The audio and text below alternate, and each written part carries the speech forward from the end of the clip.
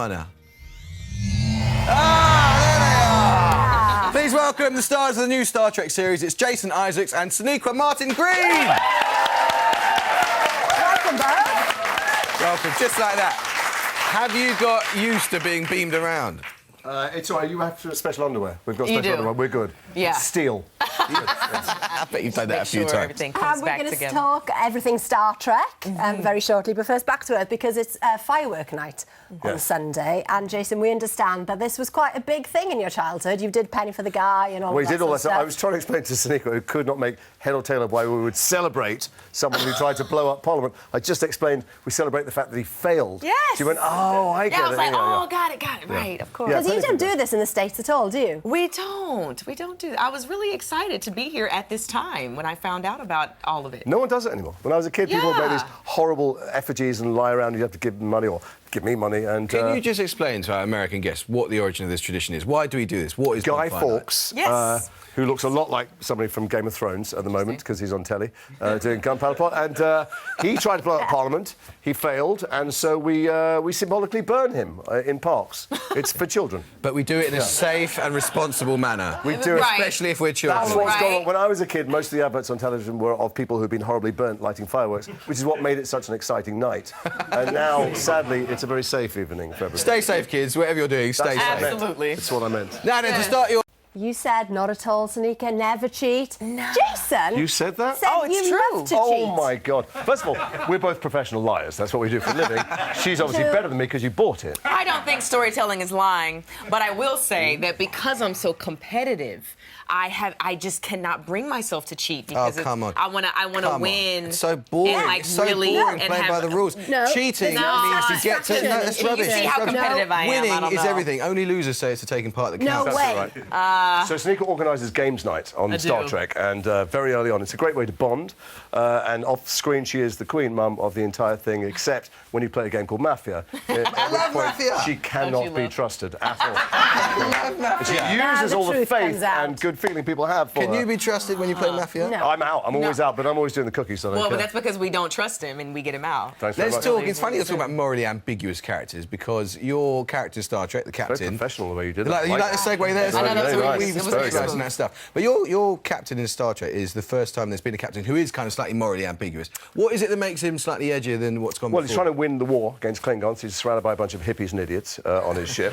It's In a his sight. words. In his words. And I need to stock the crew with people who, like Sonequa, who are prepared, or her character, who are prepared to think outside the box and understand you need to kill people before they kill you. That's how he thinks. And you play a scientist called Michael Burnham. I mean, it's not a man, it's a female. Yes, correct. So how does this version then relate to the original Star Trek?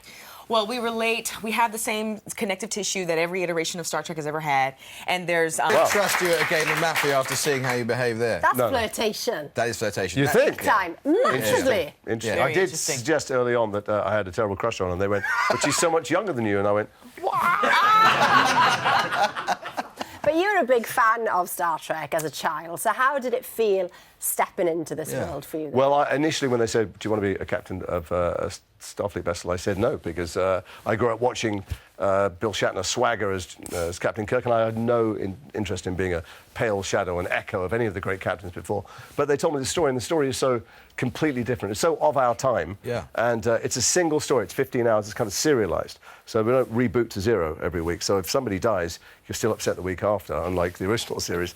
And it just felt like something entirely different, because I would never have wanted to be anywhere near the foothills of that glory. But it's interesting you say it's of its time, because Star Trek, the original production, was, if you excuse the pun, all about pushing boundaries. And there was this character called Uhura, played by Nichelle Nichols, who was one of the first sort of iconic black actresses. So what was it like for you stepping into that tradition and playing the lead? It's phenomenal and overwhelming, but I'm very humbled and honored by it. And Nichelle reached out to me right after I got the role, and I was finally able to meet her at the premiere, and she told me to enjoy the moment because it's mine now. And here it is. So it's wow. Yes. Fantastic. And you know, my heart melted. And so, you know, it's a really big deal. Every iteration of Star Trek has pushed boundaries, and ours is doing the same. Very much so. And you've both been part of other fantasy series. I mean, Harry Potter, obviously, and Walking Dead with you. What are the fans like then, Star Trek fans, in comparison to those fans? I mean, they must be a lot more extreme, right? They're quite vocal.